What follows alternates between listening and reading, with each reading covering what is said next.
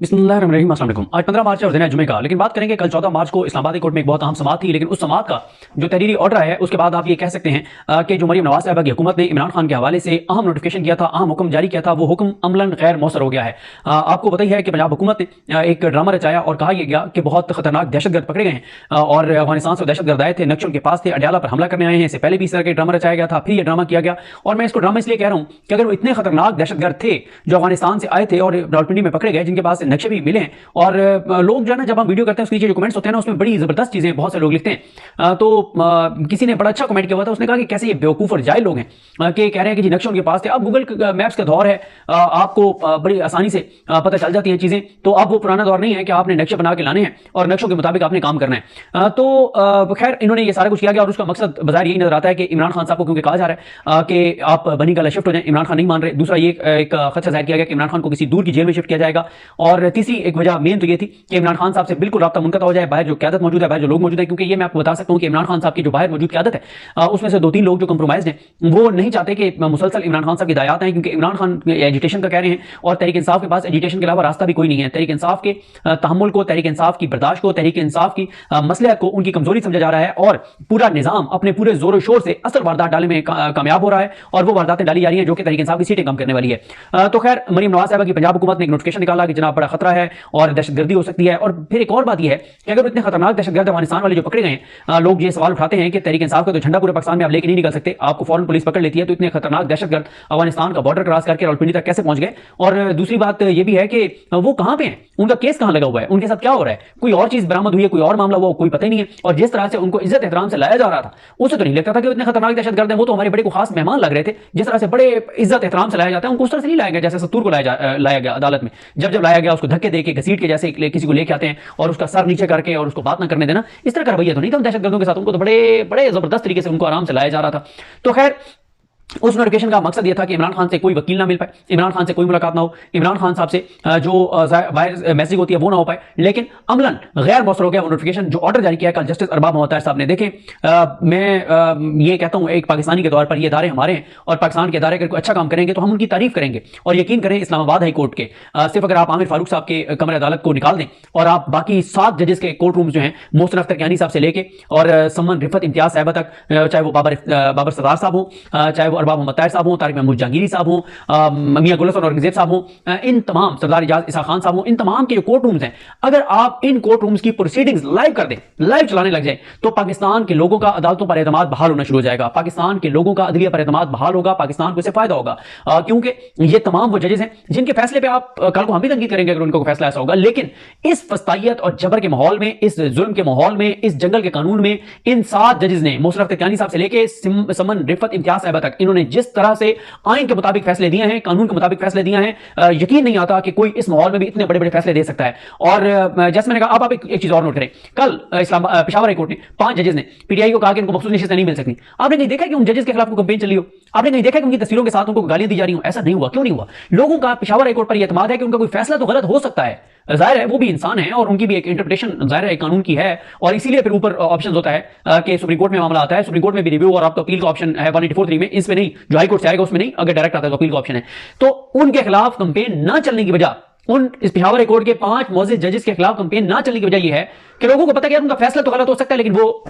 ऐसा नहीं है कि वो हरकतें कर रहे हो जिस तरह से हमें और जजेस नजर आते हैं जो आइन के साथ खिलवाड़ कर रहे हैं, जो अपने हलफ के साथ खिलवाड़ कर रहे हैं, जो अपने हलफ के खिलाफ जा रहे हैं और जो इस निजाम का हिस्सा बन के और तबाही और बर्बादी पाकिस्तान की उसमें हिस्सा डाल रहे हैं। इसलिए उनके खिलाफ कोई कंपेन नहीं चल रही। बहुत अच्छी बात है कि फैसलों पर तनकीद हो रही है, उनकी जात नहीं हो रही। बिल्कुल इसी तरह से ये जो मोहसिन अख्तर कियानी साहब से लेके और सम्मन रिफत इम्तियाज साहब है, इनके फैसले आइंदा अगर ऐसे होंगे, कोई लगेगा गलत फैसला, उस पर तनकीद भी होगी, उस पर बिल्कुल तनकीद होगी। लेकिन इन्होंने जो करैक्टर दिखाया है, इन्होंने पाकिस्तान की अदलिया में ये एक ताजा हवा का झोंका है अदलिया के निजाम में, और एक नजर आ रहा है कि ऐसे जजेस की वजह से पाकिस्तान की अदलिया पर पाकिस्तान के लोगों का एतमाद बहाल होगा। और यकीन करें कल तो मैं नहीं जा सका था हाई कोर्ट, परसों मैं कोर्ट रूम में मौजूद था जब ऊपर आमिर फारूक साहब और मियां गुल साहब के पास इमरान खान साहब की साइफर और तोशाखाना केस की समाअत जारी थी। तो इमरान खान साहब के नीचे जो ग्राउंड फ्लोर के ऊपर जो इनकी कोर्ट है अरबाब मोहतार साहब की, उनकी कोर्ट में जब ये केस चल रहा था इनके हवाले से, इमरान खान साहब से मुलाकात के हवाले से, और तहरीक इंसाफ के वहां पे अरकान असेंबली भी मौजूद थे, तो जिस जबरदस्त अंदाज से वो केस सुन रहे थे और सवालात कर रहे थे, अगर वो आप लाइव चलाएं तो लोग कहेंगे कि यार क्या मतलब एक हम वो भी प्रोसीडिंग देखते हैं जो तमाशा एक लगा हुआ होता है, जो एक लोग पूछते हैं, बल्कि इमरान रियाज साहब ने ट्वीट किया था कि कार्टून आज कितने बजे आएंगे, तो इनकी कोर्ट अरबाब मोहम्मद ताहिर साहब की इतने खूबसूरत अंदाज से वो दलाल सुन रहे हैं शरफ मरवा साहब के, और बड़े प्यार से, बड़े जज का एक जो होना चाहिए एक मकाम और मर्तबा, और उस पर कह रहे हैं जी तो आप बताएं अर्जेंसी क्या है। वकील साहब आप अब अर्जेंसी बताएं, अगर एक चीज आज नहीं हो रही और हम कल तक रख रहे हैं, आज वैसे भी टाइम खत्म हो गया, आप अर्जेंसी बताएं, आज क्यों आपको मुलाकात करनी है। और फिर इसी तरह से जो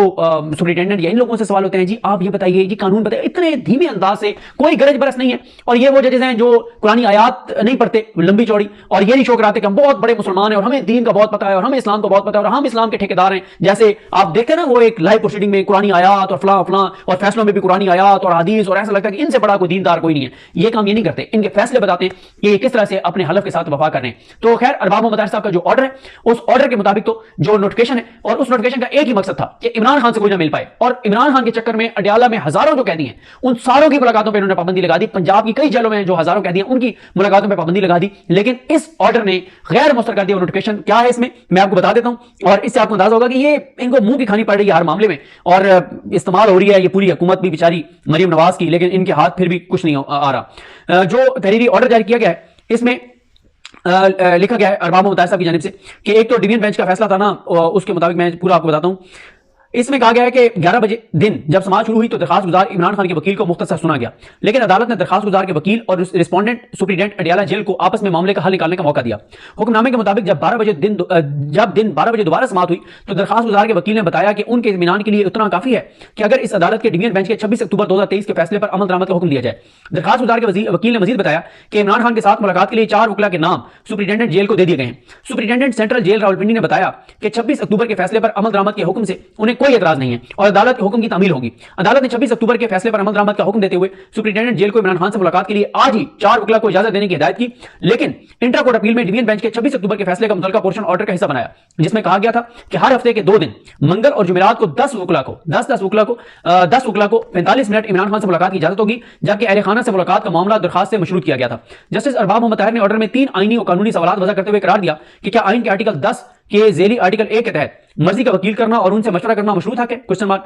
और क्या यह आईनी हक किसी से जबरदस्ती छीना जा सकता है, क्वेश्चन मार्क, क्या हाई कोर्ट का 26 अक्टूबर का फैसला हतमी हो चुका है, यह भी एक सवाल उन्होंने उठाया, और अगर फैसला हतमी हो चुका है तो क्या अदालत के हतमी फैसले को इंतजामी ऑर्डर के जरिए खत्म किया जा सकता है, ये उन्होंने सवाल उठाया कि अगर इस्लामाबाद हाई कोर्ट के 2 जजेस का फैसला है कि आप वकील कोई मर्जी का कर सकते हैं, उसका आईनी हक है, वकील से मुशावरत उसका हक है, और इमरान खान साहब के हवाले से यही बात कही गई है ना कि आप इमरान खान साहब को यह नहीं कह सकते कि वो हफ्ते में एक दिन आप वकीलों को मिलवा सकते हैं, क्योंकि उनके ऊपर 180 केसेस हैं, हर रोज किसी अदालत में समाअत होती है, और इमरान खान साहब का यह बुनियादी आईनी हक है कि वो समाअत से पहले उनके वकला उनसे मिलें, उनसे मुशावरत करें और उनकी गाइडलाइन के मुताबिक, उनकी मुशावरत के मुताबिक उनका डिफेंस पेश करें। उसके बाद ये, और फिर इन्होंने क्या किया, इन्होंने एक नोटिफिकेशन निकाल दिया और मुलाकातें सारी रोक दी। तो इस्लामाबाद हाई कोर्ट ये कह रही है कि इस्लामाबाद हाई कोर्ट के एक फैसले को, जो आईनी हक को उन्होंने कहा है कि आईनी हक है, तो क्या उस फैसले को आप एक इंतजामी ऑर्डर के जरिए, चिट्ठी के जरिए जो मरियम नवाज की हुकूमत ने निकाली उसके जरिए आप गैर मौसर कर सकते हैं, ये सवाल उठाया। ऑर्डर में कहा गया कि इस मामले की आईनी तशरीह की जरूरत है। इस जिम्मन में अटॉर्नी जनरल पाकिस्तान को नोटिस जारी किया जाता है और ऑफिस को हिदायत की जाती है कि 20 मार्च को इस केस को समाअत के लिए मुकर्रर किया जाए। ये बहुत इंपॉर्टेंट है, ये बहुत जबरदस्त एक ऑर्डर है, और इसमें जिस तरह से मैंने आपको बताया है कि अरबाब मोहम्मद ताहिर साहब के इस ऑर्डर से मरियम नवाज साहिबा का वो जो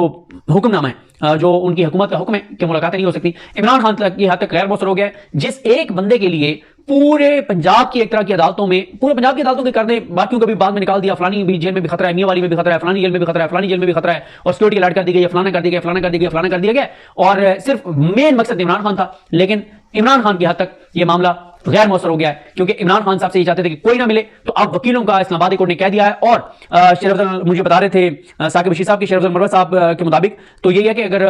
2 दिन की, जो हफ्ते में 2 दिन की मुलाकात अगर बहाल हो गई है तो उसमें जो है अब भरपूर मुलाकातें होंगी, और अब अगर केस होगा तो रोजाना भी वकील मिलना चाहें तो वो जाकर मिल सकते हैं जिसका केस होगा उससे मुतल्लिक। तो ये है जनाब सूरत हाल। इमरान खान साहब से मुलाकातों को मुनक़ता करने का जो मनसूबा था वो मनसूबा बढ़ गया, और शरीफ मरवा साहब इसमें बड़ा हुक्म जारी करवाने में कामयाब हो गए, और क्रेडिट तो जजेस का ही है, और शरीफ मरवा साहब ने बड़ी जबरदस्त असिस्टेंस दी है। लेकिन मैं ट्विटर पर पढ़ रहा था कि शरीफ मरवा साहब ने शायद ये किया है कि सियासी लोग ना मिल सके, सिर्फ गैर सियासी लोग मिले, वकला मिले, ऐसा नहीं है।